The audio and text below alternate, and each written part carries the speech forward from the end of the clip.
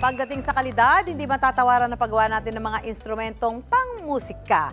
Yung bang sa tingin pa lang humanga ka na sa disenyo, pero pag pinatugtog mo pa, talaga namang malalaman mong dugot pawis ang inilaan para ma-perfect ang kanilang obra. Yan ang aking kwentong dapat alam mo. Uso pa ba ang harana? Lumang tugtugin pero iyan pa rin ang in.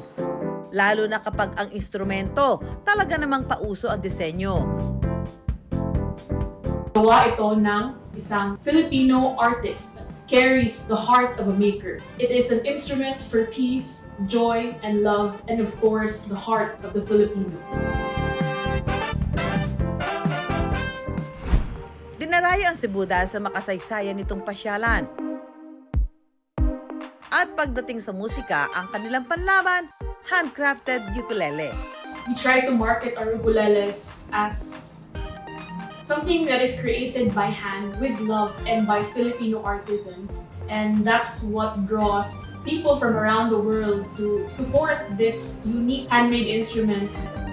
Mano-mano itong binubuo at ang kalidad, world class. Bukod sa tradisyonal na itsura ng ukulele, pinipinturahan din nila ito ng iba't ibang disenyo na sumasalamin umano sa ating pagiging Pilipino. From painting your name on the ukulele to painting your design, bringing your designs to life. We've collaborated with a National Museum of the Philippines to create one-of-a-kind designs. All of those are hand-painted by local artists and designed from Cebuanos. Sinulog ang strings. Hindi rin nagpahuli ang mga Cebuano sa ukulele painting competition. Dapat alam mo na ang ukulele ay galing sa salitang Hawaiian na uku o flea at lele o jumping.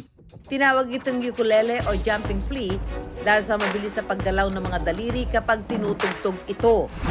Tulad ng pagtugtog ng ukulele, kailangan din ng bilis ng daliri at presisyon sa paggawa nito. Una munang ihuhulma ang kahoy ng mahogany sa forma ng ukulele. Ididikit ang wood edges nito. Lalagyan ng string board, lilihain at lalagyan ng base paint. Saka ikakabit ang strings. At eto na nga ang fully handcrafted ukulele na ipinagmamalaki ng Cebu. Higit pa sa pagtugtog ang kayang ibigay ng mga instrumento.